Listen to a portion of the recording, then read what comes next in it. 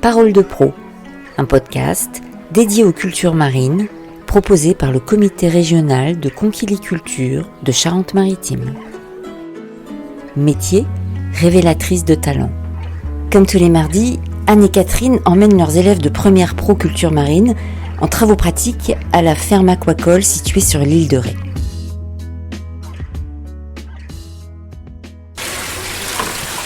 Tu fais quoi là du coup là je suis en train de nettoyer, j'enlève un peu toute la saleté qu'il peut y avoir sur les coquilles. Là on peut voir en dessous, il y a un petit peu de... Voilà, ça va vu que je suis passé, mais il y en a un petit peu et puis voilà. Et tu t'appelles Corentin. Donc en première. Ouais, c'est ça. Première. Content de ton choix. Ouais, franchement, ouais, ça y est. Et il y a quelque chose qui t'attire plus là Oui, parce que moi je suis plus tout ce qui est biologie marine. Donc plus tard je voudrais faire océanologue. Donc c'est vraiment tout ce qui m'intéresse, mais sinon après les coquillages ça m'intéresse aussi un peu. Donc le bac pro c'est le début là. Ouais, c'est ça, c'est le début du Tu vas cursus. continuer après. Ouais. Et t'es de la région Non, moi je suis de Paris de base. Ah ouais. Mais après je suis venu ici du coup. Ah ouais. Et c'est pas mal. Ah génial. Je m'appelle Anne Massieu, je suis enseignante en culture marine, en technique de production, biologie, écologie, au lycée maritime et aquacole de La Rochelle. Et j'ai 42 ans. L'intérêt de... Parce que justement, là par exemple, il y a des jeunes, ils sont partis en pisciculture, bille en tête en disant je veux faire de la pisciculture, puis ils se rendent compte que finalement... La pisciculture en France, ça reste assez restreint, les salaires sont pas forcément comme en conchiliculture, et ils finissent par repartir, s'installer, prendre du marais, et là ils peuvent faire un peu de tout. Ils peuvent faire de l'huître en marais, de la palourde, de la crevette, et donc là c'est intéressant de tout mêler, de tout leur montrer. Il y a aussi un truc qu'il faut comprendre et que les professionnels ne comprennent pas toujours, c'est que des jeunes de cet âge-là, ils ne sont pas forcément hyper intéressés d'emblée par la conchiliculture. Ça ne les fait pas rêver. Les poissons, tout ça beaucoup plus. Donc nous, en fait, en variant nos TP comme ça, et en mélangeant un peu les deux, et en leur disant tu fais un stage en conchiliculture, tu fais un stage en piscine, comme ça tu verras ce que c'est, on va les orienter vers un métier qui au départ, ils ne voulaient même pas en entendre parler. On en a qui vont s'inscrire, qui veulent aller en aquarium, ils vont se rendre compte que d'abord il n'y a pas du boulot pour tout le monde, et après, quand ils vont faire leur stage en conche, ils vont se rendre compte que finalement c'est intéressant.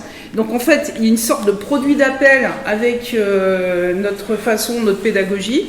Et après, en fonction de ce qu'ils vont, de ce qu'ils font, de ce qu'ils voient, ils peuvent s'orienter vers la conche. Quand il est parti en stage, il a semé des palourdes. Voilà. Donc en fait, il y a de plus en plus de moyennement jeunes qui sont installés, qui font de la polyculture comme ça. Puis l'intérêt aussi, c'est le marais. Ici, on est dans un endroit où il y a des marais, et dans un marais, on peut l'exploiter de différentes façons.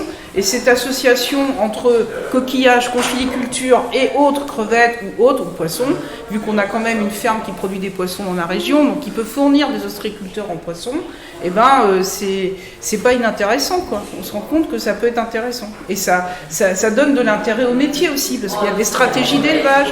Là, ce qu'on va leur faire, en leur disant, voilà, on fait dans ces clairs, on associe ça et ça, on associe ça et ça les intéresse, quoi. Là je rentre de stage, de 7 semaines de stage à la pisciculture de la ferme marine du Douai, donc, qui est un des plus gros groupes en France de pisciculture marine. Et du coup j'y étais pendant 7 semaines avant les vacances. Et franchement ça m'a appris beaucoup de choses et c'est super sympa à faire. C'est vraiment super sympa.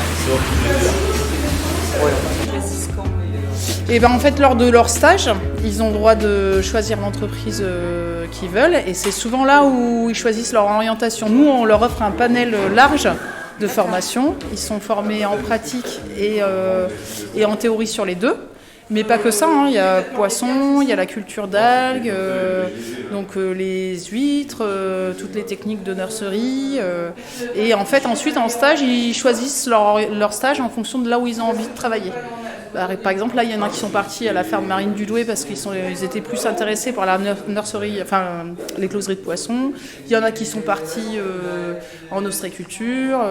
Il y en a même qui sont partis en eau douce, en esturgeon. Voilà. Et ça, c'est en terminale qu'ils choisissent? Non. Alors en seconde, ils font un stage en ostréiculture parce qu'ils sont obligés d'en faire un dans leur formation. Et on leur fait faire en seconde. Ça clôture un peu l'année de seconde qui est très très ostréiculture. Et après, petit à petit, on introduit d'autres notions. Et c'est là, en première et terminale, qu'ils choisissent des stages là où ils ont envie d'aller. Les gars, vous allez pouvoir prendre les tamis de palourde, là, les rentrées intérieures. On va allumer parce qu'on n'y voit rien. Comme le pays. La palourde, elle fait quoi, elle? Alors, qu'est-ce qu'elle mange, la palourde? Valentin. C'est à vous qui pose la question, madame. Oh, mais non, Valentin. Je pense que tu sais répondre. Donc la palourde, c'est un filtreur, c'est comme les huîtres. Donc elle mange la même chose que les huîtres. C'est pour ça que dans le marais, on ne va pas mettre palourde et huîtres en même temps, ça n'a pas d'intérêt. Par contre, elle a le même effet bénéfique. En fait, quand on met 2 élevages associés, on rajoute de la matière organique. Ça donne de l'aliment, entre guillemets, pour le développement des algues. Donc on a plus de phytoplancton dans les clairs. Comme les filtreurs mangent du phytoplancton, eux, ils vont en profiter. Le phytoplancton va être mangé par le zooplancton. Et comme les dorades vont manger tout ce qu'il y a naturellement dans le marais, voilà, tout profite, quoi. D'accord. Allez, étalez votre filet. On le met comme ça? Oui. Voilà. Et vous l'ouvrez entièrement. C'est-à-dire vous prenez un seul coin et vous allez... Un seul coin, Anna, là, tu prends les 2 coins. Oui. Voilà. Faut déjà le temps que j'arrive à me débloquer. Voilà, c'est bien. Talon pointe, talon pointe. Non, pointe talon. Ouais, pointe talon. Peu importe. Attention, Anna, là, t'es en train d'embarquer tout ton filet. Aïe. Pose-le proprement. Tire-le entre toi et Marie, qu'il soit bien tendu. Posez-le. Allez, vous retournez du premier point de départ et vous tirez à nouveau. Pour que ce soit le plus tendu possible. Alors moi j'ai un parcours universitaire. Je suis partie à la fac de biologie de Bordeaux. Ensuite je suis partie, très rapidement je voulais travailler dans le monde marin, biologie marine, donc je suis partie à La Rochelle. Et ensuite après la maîtrise, là j'avais le choix soit faire de la recherche, soit faire un master pro. Et je suis partie dans un master pro exploitation des ressources vivantes côtières à Caen. Donc c'est de l'aquaculture. Voilà.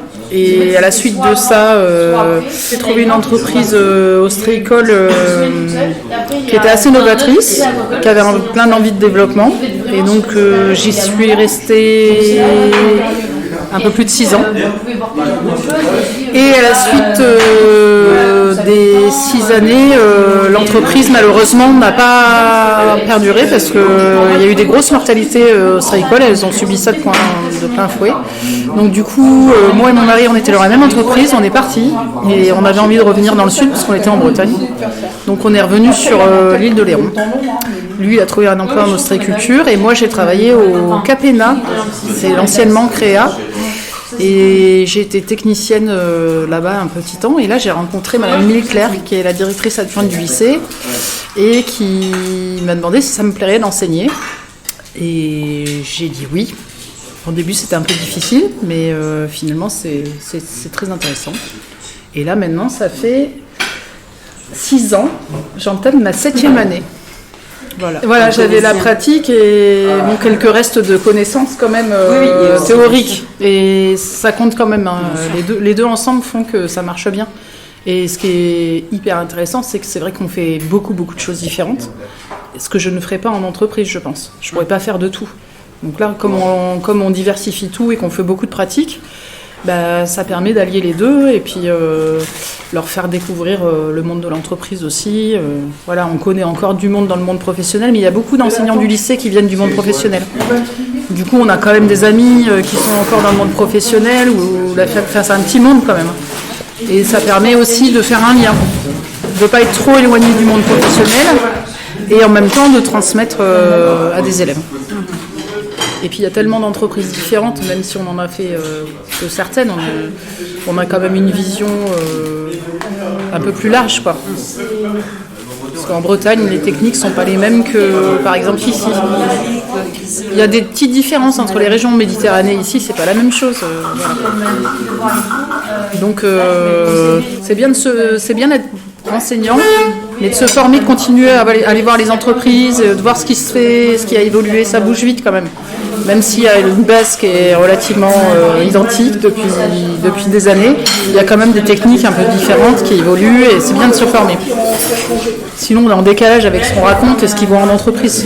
Mine de rien, on leur donne quand même accès aux bases. On a quasiment 100% de réussite à chaque fois. Il y en a qui quittent la formation en route, mais ceux qui finissent en terminale, on a des années complètes. Enfin, Ils peuvent naviguer entre différents métiers, mais qui tournent toujours autour du même champ d'activité. Corentin. Corentin, c'est ça. Moi, mon parcours, j'ai fait un CAP ici. Et après mon CAP, je suis venu en bac ici. Là, il y a la continuité. Ce qui me plaît le plus ici, c'est les huîtres. Ce que je voudrais faire plus tard, c'est m'installer à mon nom. Une cabane. Ouais, voilà.